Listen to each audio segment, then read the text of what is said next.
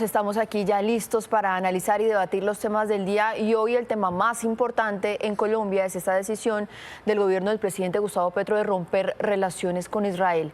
¿Qué implicaciones tiene esto en nuestro país y qué efectos va a tener esto reales en la guerra en Gaza? Arranca aquí Juana. Bueno, esto no es sorprendente, ¿no? Y Colombia sigue, digamos, las decisiones que tomaron gobiernos como el mexicano, como el brasileño, que creo que hubiera sido todavía más potente si lo hubieran hecho al tiempo y si lo hubieran hecho como desde naciones de América del Sur que están en contra de lo que está pasando en este conflicto territorial entre Israel y Hamas. Hay que diferenciar. Hamas es un grupo terrorista. Israel es un Estado y ahora el Estado de Israel ya vamos en 34.000 víctimas, dentro de las cuales de esas 34.000, 14.000 son niños y 9.000 son mujeres. Estas mujeres, no creo que esos 14.000 niños sean niños de Hamas, no creo que sean niños terroristas. Y las cifras son tan alarmantes que en este momento en Gaza, cada 10 minutos muere o es herido un niño o una niña.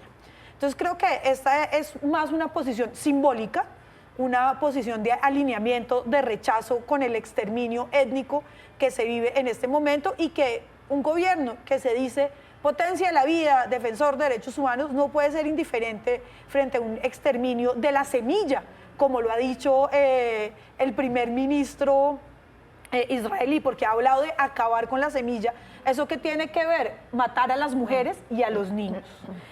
Lo otro es que el comercio entre Colombia e Israel representa el 1%. Entonces, ese 1%, ¿qué tanto nos afecta o qué tanto nos afectaría en un rompimiento de relaciones? Estamos ante una nueva expresión de la doble moral de la política exterior colombiana. ¿No? Porque si fuera cierto que es una política exterior basada en la promoción de los derechos humanos y en el rechazo de cualquier régimen que viole los derechos humanos, pues hace mucho rato habría que haber roto relaciones con Rusia, ¿no? Que ha asesinado miles, según la ONU, miles también de civiles en Ucrania y centenares de niños. Y no, nada de eso, ruptura de relaciones, nada. Lo que tenemos hoy en día en Colombia es los medios de propaganda del gobierno de Gustavo Petro republicando los medios de propaganda de Vladimir Putin. Entonces, es absolutamente todo lo contrario. Frente a un Estado que viola los derechos humanos, romper relaciones. Frente a otro Estado que también asesina niños, que también asesina civiles, republicar la propaganda prorrusa en los medios estatales. Entonces, pues ahí no hay absolutamente ninguna coherencia. Lo que desnuda esto es que esto no tiene nada que ver con coherencia, nada que ver con derechos humanos, sino con sesgos políticos, con quereres y odios ideológicos y ya está, ¿no? Por eso mismo es que tenemos una política exterior abiertamente colaborativa con una dictadura como la de Venezuela, que también viola derechos humanos todos los días, que tiene presos políticos y que tortura presos políticos en las cárceles. Entonces, esto yo creo que no tiene absolutamente nada que ver con la promoción de los derechos humanos, sino con un proyecto ideológico que está alineado con fustigar al Estado de Israel y con hacerse loco o colaborar abiertamente con dictaduras como la de Rusia y como la de Venezuela. Sí, no hay que olvidar el contexto en el que se da el anuncio del presidente de romper relaciones a partir de hoy, es en el contexto de las marchas del 1 de mayo. Entonces creo que ahí ya hay un problema y es usar temas de la agenda exterior para reforzar la política interna, digamos, claramente que será un mensaje para la cohesión, un mensaje para que quienes lo acompañaron en la marcha le dieran su apoyo. El gobierno había dicho que quería ser parte de un grupo de países que buscaran una salida negociada a la crisis en Gaza, y creo que pues con esto rompe toda posibilidad de que el gobierno juegue algún lugar en una eventual mediación.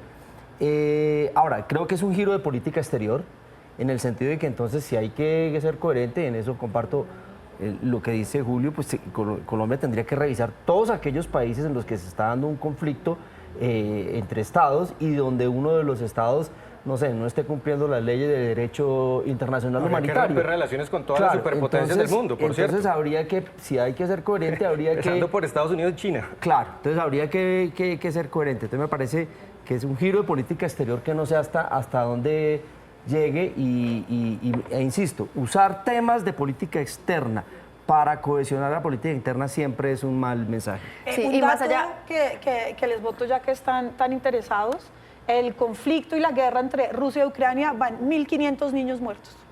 Sí, es que realmente Si lo que vamos a pasa, lo que contar, pasa en y vamos a Gaza, hablar de lo que pasa en contabilidad de Gaza niños es muertos, absolutamente doloroso pues y eso sí tampoco me parece importante porque cada vida de esos 1.500 niños que Me han sido parece- asesinados entre Rusia y Me Ucrania parece es lamentable y son vidas. condenable. Mira, te Igualmente estoy dando condenable. la razón y me estás haciendo y me Sí, estás además, increpando así. De Julio, verdad, el respeto. conflicto entre Rusia y Ucrania ya son más de 2 años.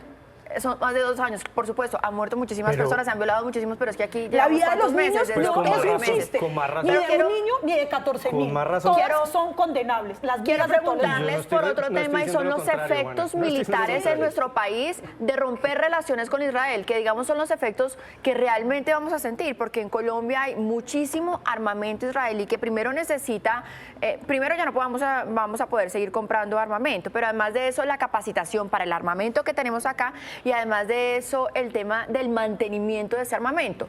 Además, por el otro lado, pues tampoco tenemos ni capacitación ni armamento por parte de Rusia porque la guerra entre Rusia y Ucrania, entonces entre Rusia y Ucrania también ha afectado eso. Entonces, ¿cómo vamos a quedar en materia de defensa, de seguridad, armamentística?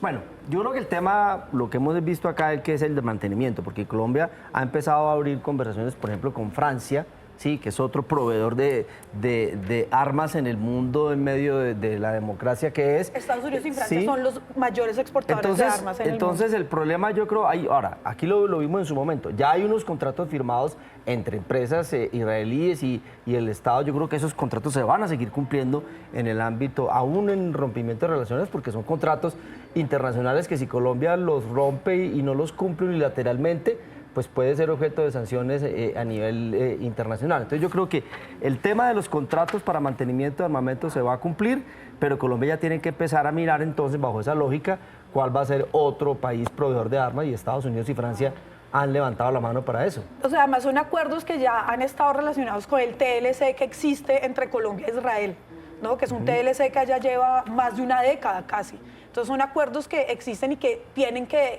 o sea, que legalmente no es que lo que habíamos acordado se acaba en el rompimiento de relaciones, sino que hay todos unos procesos. Y es cierto lo que dice Jorge, o sea, hay muchos otros países que son, Israel ni siquiera está dentro del top 10 de vendedores de armas en el mundo. O sea, tenemos de dónde escoger y hay muchos países que están felices de venderle armas Claro, a Colombia. pero los aviones que tenemos en Colombia son aviones Kafir y los helicópteros son Mi-17, o sea, rusos e israelíes, ¿no? En eso fusiles están Galil, que también son en eso israelíes, están sí. nuestras aeronaves en Colombia. Sospecho que el problema más grande no es la compra de nuevo armamento, sino el mantenimiento, Claro, el del mantenimiento. mantenimiento del Pero armamento eso no que hace tenemos parte hasta de los ahora. acuerdos y de los contratos ya firmados. Sí, pero, Sí, pero recordemos ¿No? que este rompimiento de relaciones, lo que antecede este rompimiento de relaciones es que justamente el gobierno nacional hace cerca de 2 meses dijo no vamos a volverle a comprar armamento a Israel. Y eso, desde ahí ya viene el tema de suspender todos estos convenios de defensa. Es decir, Marisa, ya con el ¿sabe? rompimiento de relaciones, Y un, entendería tema, un uno... tema que mencionaba el presidente Landi, y es que ojalá esto no se traduzca en hostigamiento o a la comunidad judía en Colombia. Sí, yo creo que el mensaje de la Cancillería diciendo que era una cosa, la decisión era en las relaciones con el país, pero que esto no tenía nada que ver.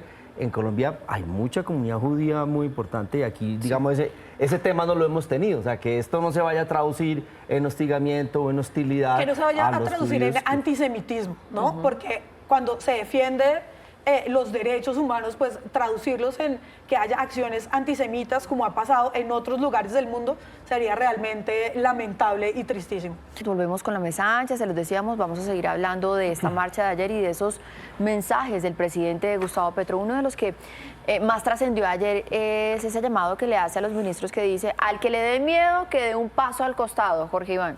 Pues a ver, vamos a ponernos un poquito jurídicos, ¿sí?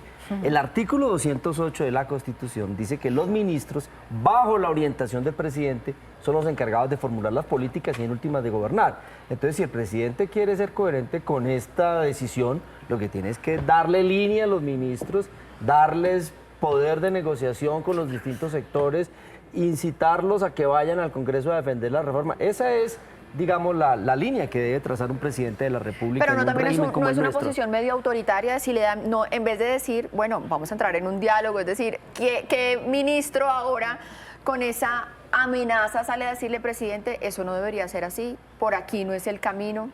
Pues no lo O considero. sea, si va a decir eso, más bien dice, venga, le presento mi carta de No, renuncia. no lo considero como un buen estilo de liderazgo, de gerencia, porque digamos un gerente tiene que estimular a la gente que trabaja con él, a su equipo de trabajo, pero ese tipo de amenazas me parece que no va digamos, no veo que eso contribuya a que el gobierno empiece entonces los ministros a ejecutar, porque piensen ustedes un ministro hoy que haya sido más o menos crítico de alguna de las cosas del gobierno y dice, pues si al gobierno al presidente no le gusta mi estilo, pues me voy. Yo creo que eso no contribuye a cohesionar el gobierno. Es que el gobierno, el presidente lo que tiene que entender es que la cohesión que él está pidiendo tiene que empezar en el gobierno con sus ministros y con sus directores de departamentos administrativos. Pero yo ahí, Jorge, le quiero hacer una pregunta. ¿Usted no cree que esto también se ha vuelto una competencia de cuál ministro es más meloso con el presidente? No lo sé porque yo he visto que los ministros más cercanos a él sí apuestan por eso, pero cuando yo veo el ministro de Justicia, el ministro de Comercio Exterior, la ministra de Vivienda, el ministro de Defensa, los ve uno trabajando en terreno, en otras cosas, y no los veo, digamos, en ese juego de ganarse la simpatía del presidente.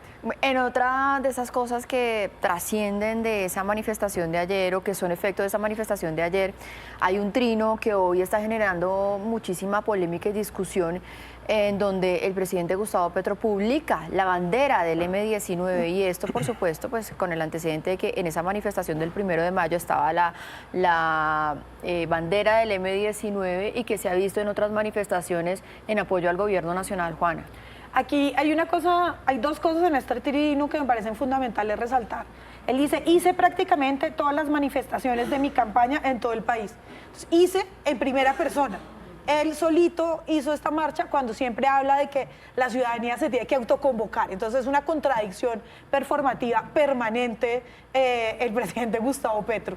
Lo otro es que la bandera del M-19, o sea, una cosa es si izara la bandera de la Alianza M-19, que fue el partido que nació después del acuerdo de paz que firmaron y del que nace además la personería jurídica de hoy el partido Alianza Verde, es una cosa, pero esto demuestra la falta de autocrítica y de responsabilidad de los grupos armados. Es como si saliera hoy comunes a izar una bandera de las FARC.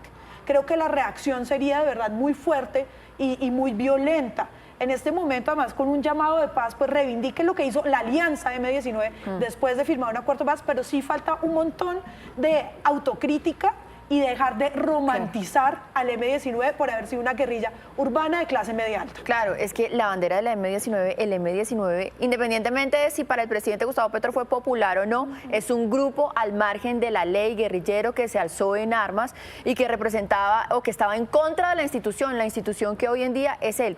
Y Julio, usted finalmente va a hablar de este tema, de esta referencia que hizo el presidente Gustavo Petro en la manifestación de ayer a la marcha del 1 de mayo. Pues muy preocupado, Maritza. Cada vez que habla el presidente vemos un líder pues, más sectario, más extremista, más provocador. Es que llamar marcha de la muerte y fustigar, en su Twitter fustiga a las personas que marcharon, los criminaliza, los llama neonazis, todo tipo de expresiones, como dicen los españoles, guerra civilistas, porque entonces nos está diciendo la parte de la sociedad colombiana que no está de acuerdo con él, esencialmente son canallas o criminales o delincuentes o narcotraficantes, y eso no es el tono, ni el mensaje, ni el contenido de un líder democrático. El presidente está rompiendo las formas de un líder democrático y claramente se está yendo hacia el lado oscuro del autoritarismo. Yo creo que eso es evidente con los discursos que repite y repite el presidente. No puede ser que quienes no piensan como él sean criminalizados, sean llamados neonazis, porque entonces, ¿cuál es la solución a esta dicotomía política? No es la democracia, sino que es la confrontación. Entonces, ese tono guerra civilista, insisto, es muy grave, muy preocupante. Yo creo que eso es el mensaje central del discurso del presidente ayer.